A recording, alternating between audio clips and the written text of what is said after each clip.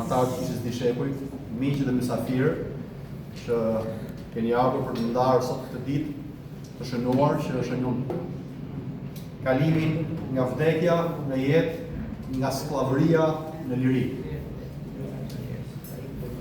Në vitin 1999, në stadiumin legjendar të Camp Nou në Spanjë, në Barcelonë, luhej finalja e Champions League mes Manchester United dhe Bayern Munich. Unë jam futboldashës, besoj shumica prej nesh këtu janë futboldashës, se dua futbollin dhe jam tifoz, unë jam tifoz i Bayern Munich. Finalja mes këtyre dy kampionëve që e kishin merituar të shkonin deri atje, një nga finalet më dramatike dhe më emocionale në gjithë historinë e futbollit botror, për shkak të një eventi shumë të jashtëzakonshëm. Që ajo natë ishte një tregues se si e pamundura mund të bëhet e mundur. Se si ai që është definitivisht i humbur mund të kthehet në fitimtar.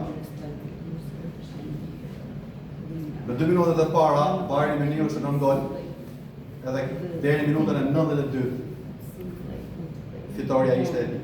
Për ata që nuk e din, loja zgjat 90 minuta dhe ka një shtesë prej 3-4 minutash si ndeshje. Në ato momente, ata që do akordonin kupën fituesit, për të gjithë kishte mbaruar. Minuta 91, po futej në minuta 92, kishte mbaruar gjithçka. Tifozat e Bayern Munich ishin në kulmin e tyre, tifozat Manchester United ishin tërësisht të demoralizuar, tërësisht pa shpresë. Kishte lot, kishte e mbaj mend atë ndeshje, kishte të qara nga anët e tifozëve, nuk kishte kurfar shpresë. Shpresa kishte vdekur, minuta 90 kishte rënë, shpresa kishte vdekur, nuk kishte masë dhe shpresë për ta. Për të fituar kupën. Ma e mend në atë kohë që trupa e personave që do të ato presidentët e UEFA-s që do shkojnë të akordonin kupën, ngrihen, sepse tashmë kishte marrë fund gjithçka, ngrihen dhe ulën poshtë për të marrë kupën dhe për të shkuar për bërë akordimin, dhe ndërkohë dhe emri me lazer në kupë kishte filluar të shkruaj emri fituesit Bayern Munich. Kur ulën poshtë, gjithçka ishte përmbysur, 2-1 për Manchester United.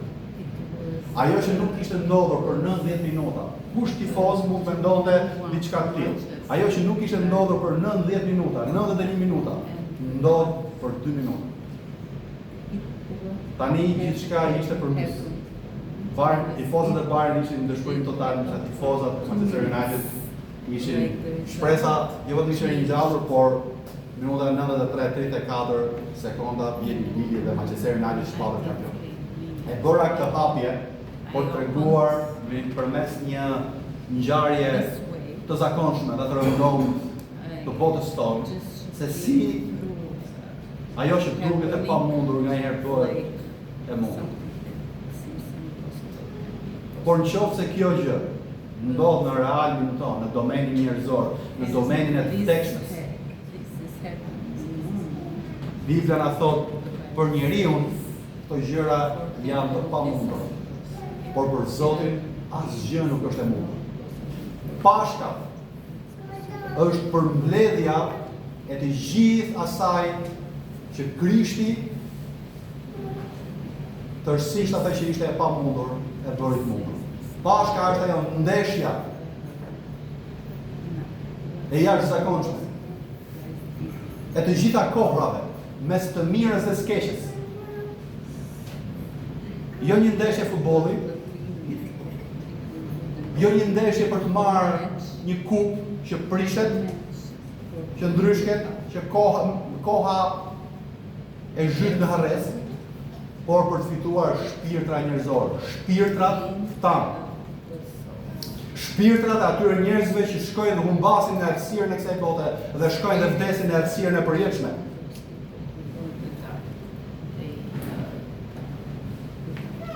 Pashka na jep një tablo se si edhe në ditët tona më të zeza, më të errta. Atëherë kur shpresa duket se është varrosur, edhe nuk ka më shpresë. Zoti Perëndi është duke punuar në atë errësirë që vdekjen tonë ta bëjë jetë. Të presësh me besim edhe kur shpresa duket e vdekur. Kam menduar që ky jetë mesazhi që unë do ndaj me ju sot. Të presësh me besim edhe kur shpresa duket e vdekur. Edhe unë dua të ndalem përpara se të shkoj tek dita e diel e ringjalljes së Krishtit, që tregon që bashkë me të ringjallen të gjithë ata që besojnë tek Perëndia në emrin e Tij. Dua që ta filloj me ditën e shtunë.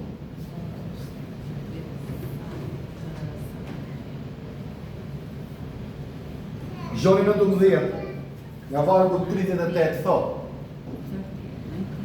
pas këtyre gjërave, Jozefi nga Arimatea, që ishte dishepulli i Jezusit, por fshetas nga frika e judenjve, i kërkoi Pilatit të merrte trupin e Jezusit, dhe Pilati i dha leje. Atëherë ai erdhi dhe mori trupin e Jezusit, por erdhi dhe Nikodemi, i cili në përpara kishte vajtur te Jezusi natën, duke sjellë një përzierje prej mirë dhe aloe për rreth 100 librash. Ata pra e morën trupin e Jezusit dhe e mbështollën në përhura liri me erëra të këndshme, siç është zakoni i varrimit ndër judenjtë.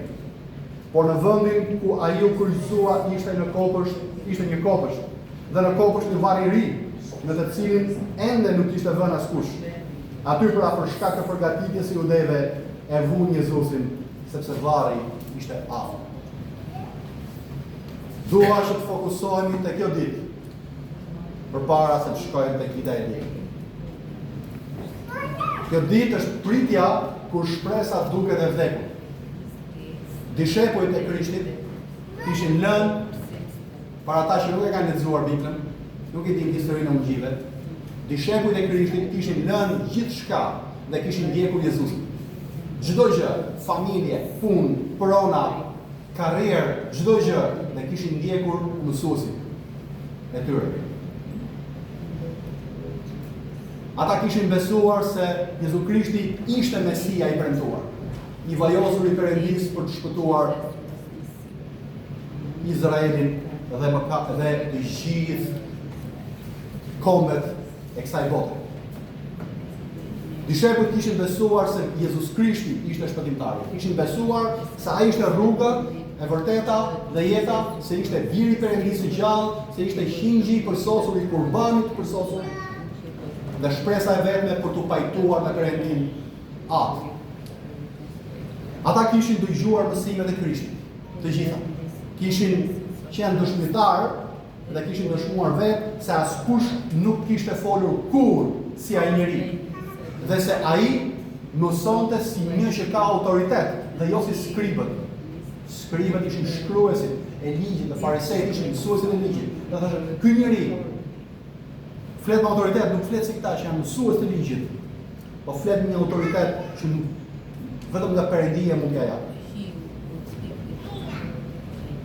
Dishepujt e tij kishin marrë autoritet prej vetë Krishtit për të bërë të njëjtat gjëra, për të dhënë të njëjtat mësime dhe për të bërë të njëjtat mrekullira.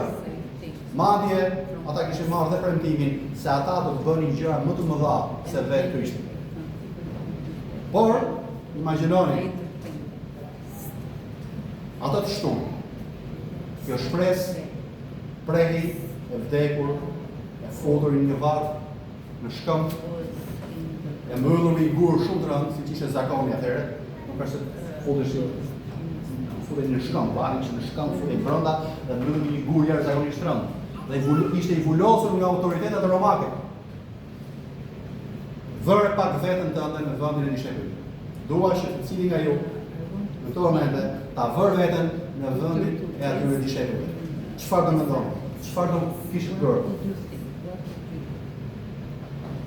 I ke parë, ta marrin zvarr, ta gjykojnë padrejtisht, ta tallin, ta rrahin, ta torturojnë, ta poshtrojnë dhe ta gozhdojnë në kryq. Tani ti fshihesh Fshihesh, i frikësuar për jetën tënde, se të njëjtën gjë do të vinë të ta bëjnë dhe ty. Shumë gjëra nuk po arrin ti kuptosh më. Edhe pse Jezusi ti kishte thënë se do të ndodhte pikërisht ashtu siç ndodhi, ai kishte paralajmëruar dishenjat e tij.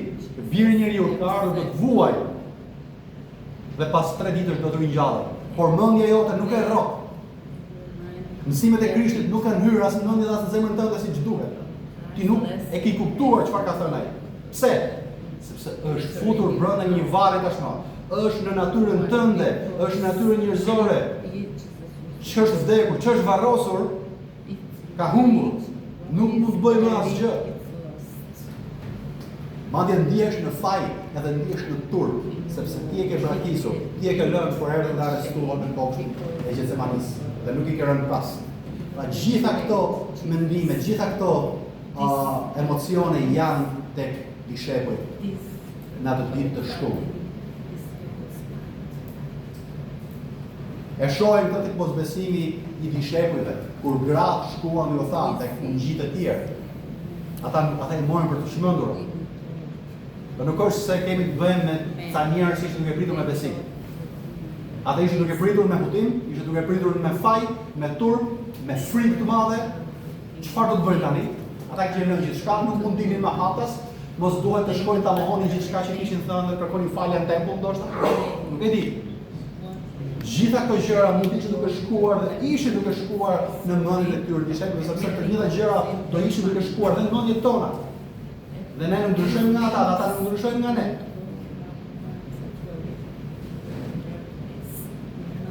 E tillë është tendenca e mendjes njerëzore, të fokusohet dhe të besojë vetëm ato që sheh dhe prek.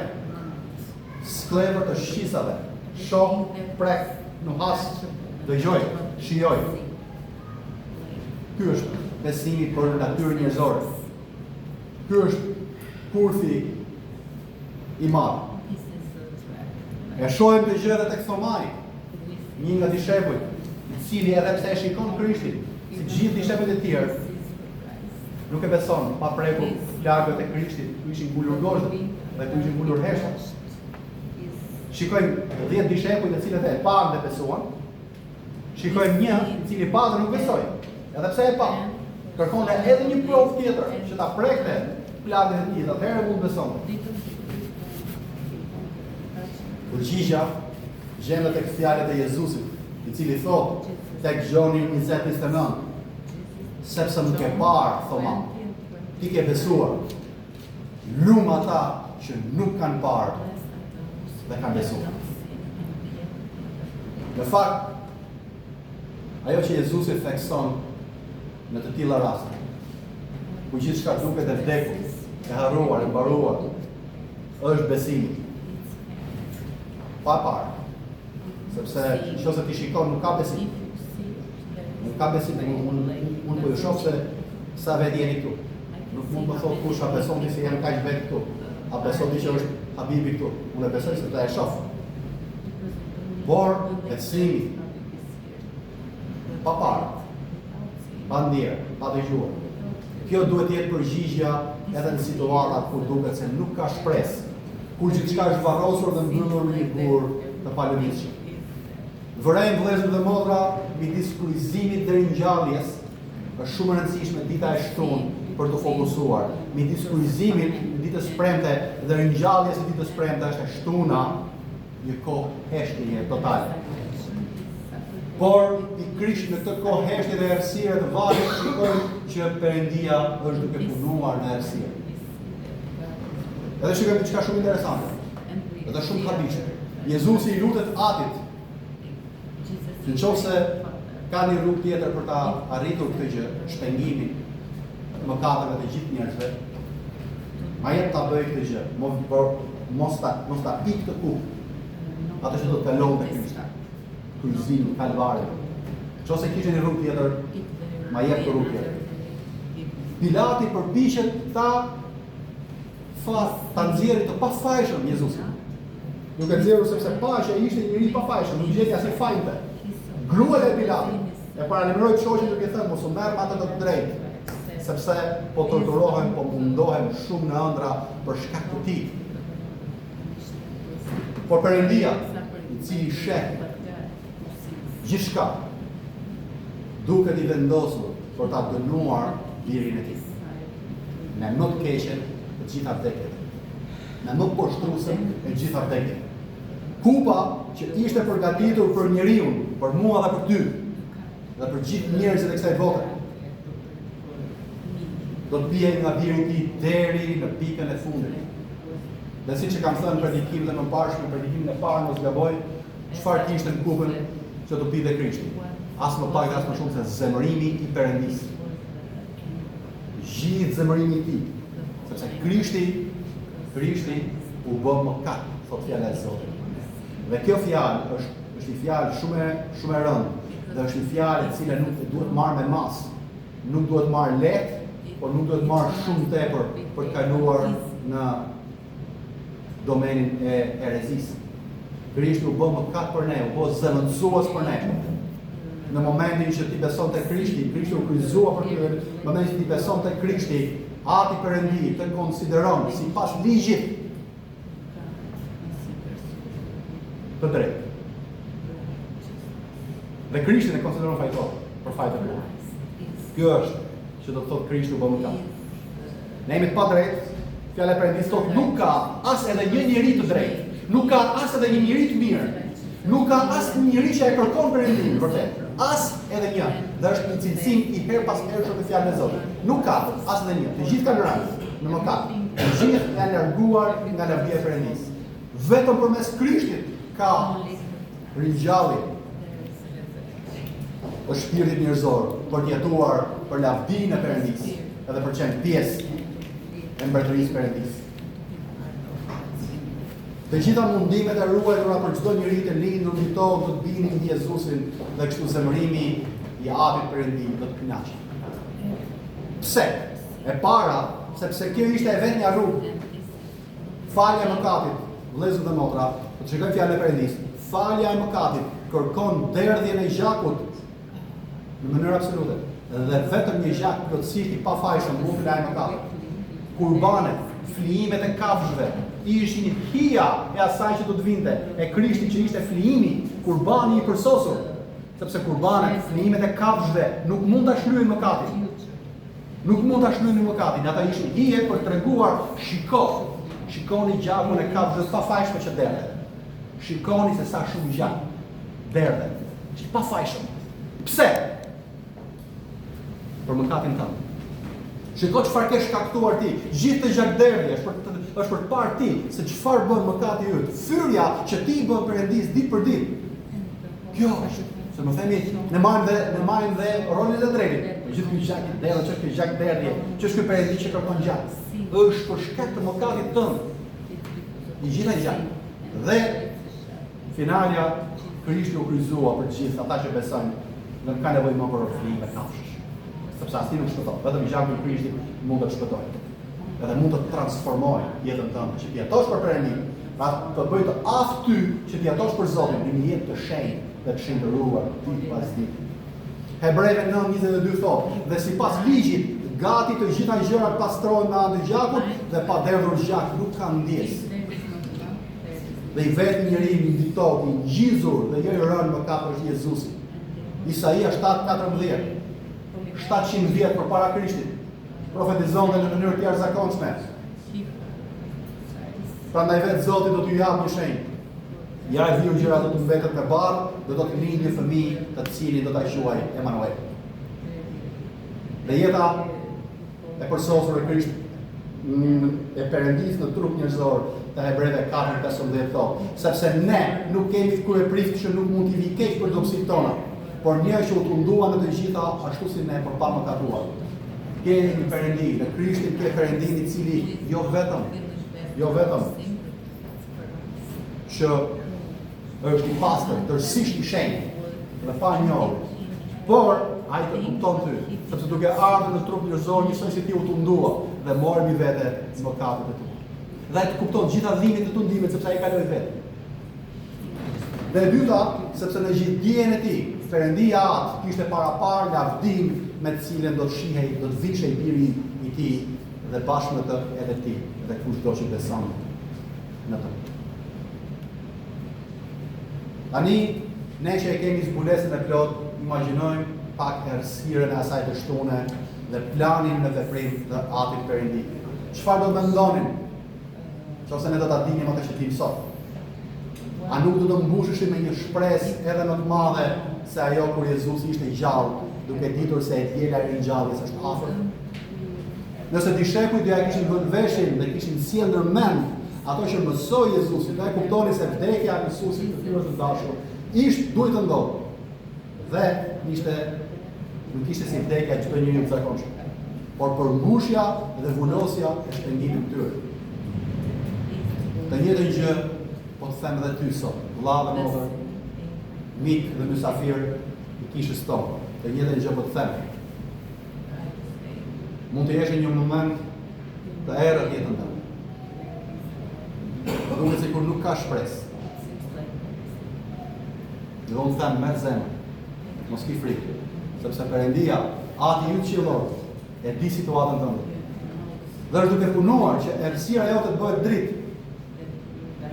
Vetëm besoj atij. Edhe nëse për momentin nuk e kupton. Sepse duke qenë në moment ku duhet që shka ka shpresë, ti nuk kupton, njësoj si dishepujt ditën e shtunë, dhe ndoshta nuk e kupton. Beso, prit me besim. Mos e lësho vetëm deri në fund. Pse? Sepse premtimet e Perëndisë shpesh mbijnë në vende të pamundura. Të pamundura. Perëndia i premtoi trashëgimtar dy njerëz që ishin gati duke vdekur. Abrahamit dhe Sarës, dhe në çastin kur dukej më shumë e pamundur, premtimi u mbajt. Abrahami dhe Sara patën fëmijë, një moshë jashtëzakonisht të thyer. Dhe vetë patën fëmijë, por Perëndia i premtoi Abrahamit në pleqërinë e tij që ti do të bëhesh babai i shumë kombeve. Edhe e di çfarë thotë kjo. Krishti përmbushi premtimin që Perëndia i dha Abrahamit. Premtimi i dha vetëm një kombi, sot është në gjitha kombet. Dhe të gjithë në besim janë pasardhës të Abrahamit.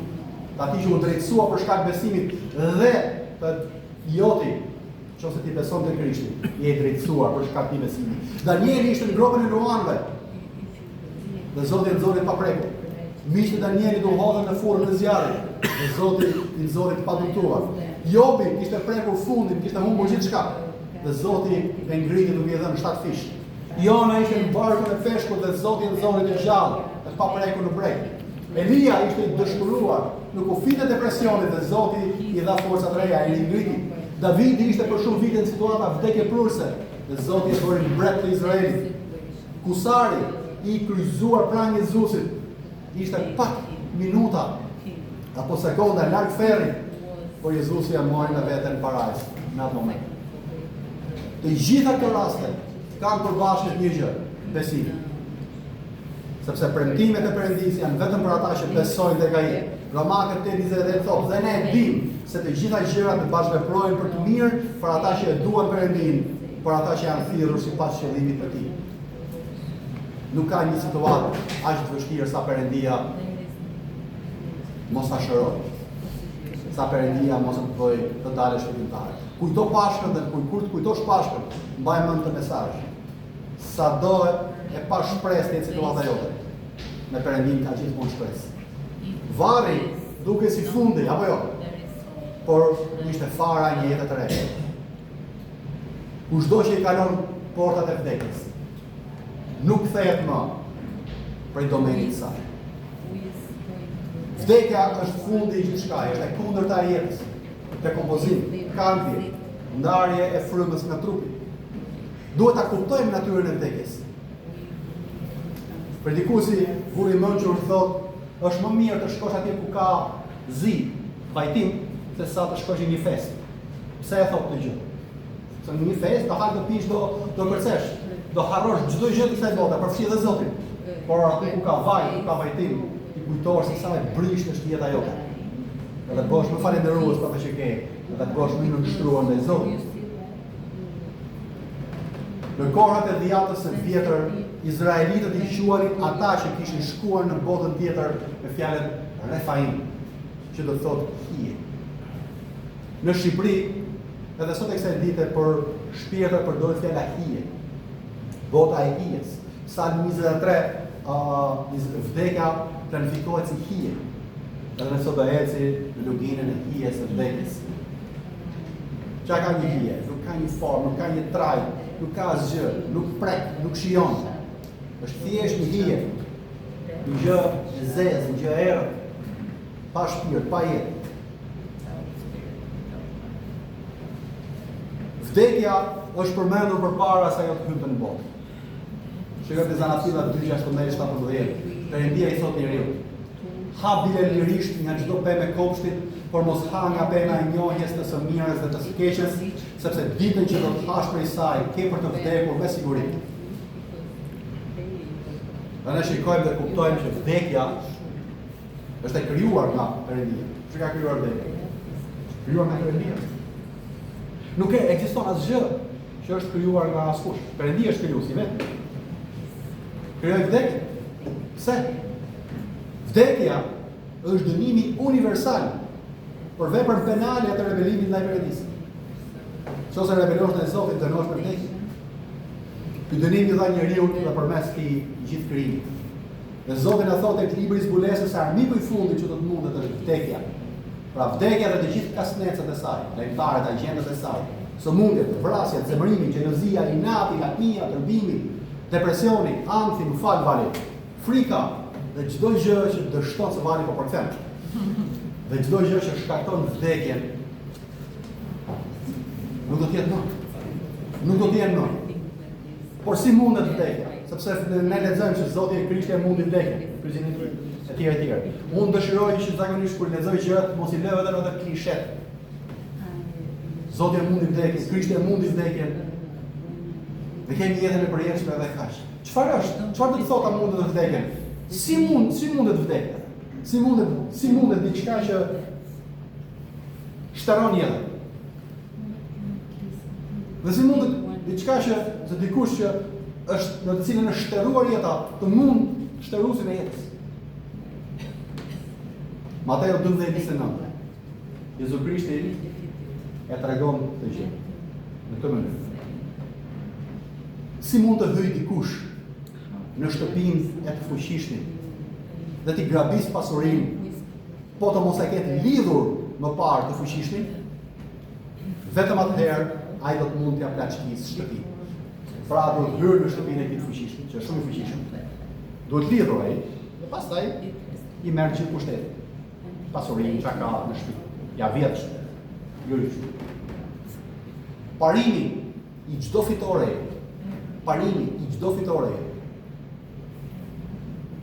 është hyrja në domenin armik. Hyrja në shtëpinë e kundërshtarit. Zhveshja e tij nga çdo pushtet dhe shpalljen e pushtetit tënd mbi atë domen. Fitoria mbi një vend arrihet kur ushtria futet me këmbë, futet brenda, deri në pallatin mbretëror. Ja merr pushtetin mbretit, e merr mbretin dhe hek nga fronti, edhe ulet zhvehet. Edhe atë çfarë bënte mbreti më parë, jepte urdhra, bënte ligje, dënonte, falte gjitha këto. Ja merr të gjitha këto. Atëherë, kjo quhet të fitosh një kundërshtarin tënd. E njëjta gjë është edhe fitoria mbi vdekjen. Jezusi duhet të hynte në domenin e vdekjes me trup njerëzor. Me një trup i cili ishte i aftë të vdiste. E do të hynte në domenin e vdekjes, në shtëpinë e vdekjes. Si gjithë të vdekshmit. Pra të vdiste duke zbatuar, çfarë? Pse? Duke zbatuar dënimin me vdekje për mëkatin, dënimin universal që Perëndia vetë kishte vënë mbi botën. Por veprat e apostujve 2:24 na thotë, por Perëndia e ka ringjallur pasi e zgjidhi nga ankthët e vdekjes, sepse nuk ishte e mundur që vdekja ta mbante atë. E keni pyetur ndonjëherë veten pse? Ju që keni lexuar apo keni studiuar Biblën. Pse? Kush është kuptimi i kësaj? Nuk ishte e mundur që vdekja ta mbante atë, sepse ai ishte tërësisht i pafajshëm. Ai kishte marrë mbi vete mëkatet jo të tij, por mëkatet e botës. dhe futesh në domenin, futet në domenin e vdekjes. Vdekja nuk e mandot sepse nuk ka ai nuk ka substancën me të cilën vdekja ta mbaj, nuk ka papastërtinë, nuk ka mëkatin. Edhe vdekja, ai është domeni sundimi i vdekjes.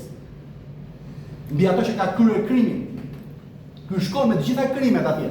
Ja e gjitha krimet, po asnjëri prej tyre nuk është i tij. Ai i paraqet si tia, po asnjëri prej tyre nuk është i tij. Dhe ringjallen nga të vdekurit. Atëherë, vdekja humbet pushtetin. Pse? Çfarë vdekja ka pushtet vetëm të thotë marr jetën. Po Krishti e merr jetën sërish. Kush është frika më e madhe? Çfarë mund të bëjmë më keq se të gjitha? Të shkaktoj vdekjen. Ky vdes dhe ringjallet. S'ka pasi lloj pushteti mbi të. Atëherë thotë ti nuk ke pushtet mbi asnjë që beson në emrin tim. Jo vetëm mbi mua. Po mbi cilin do që beson në emrin tim, ti nuk ke më kurrë pushteti. Dhe me ringjalljen e tij, Jezu Krishti merrte vdekjes të gjithë fuqinë pra dhe pushtetin që mbi njerëzit që thirrën në emrin e tij të mos ketë më vdekja pushtet. Dhe pash të vdekurit të mëdhenj të vegjël që rrinin në këmbë përpara Perëndis dhe librat u hap një libër tjetër që është libri i jetës, dhe të vdekurit u gjykuan në bazë të gjërave të shkruara në libra, sipas veprave të tyre. Dhe deti i dorëzoi të vdekurit që ishin me të, dhe vdekja dhe Hadesi i dorëzuan të vdekurit që ishin në ta, dhe ata u gjykuan secili sipas veprave të veta. Pastaj vdekja dhe Hadesi u flakën në liçenin e zjarrit. Zbulesa 20:12-14. Perëndia atë ringjalli Jezusit për të vërtetuar identitetin e tij si biri i Perëndis, për ta konfirmuar suksesin e sakrificës së tij shlyese dhe për të garantuar fitoren mbi mëkatet e vdekjes, duke justifikuar kështu besimtarët.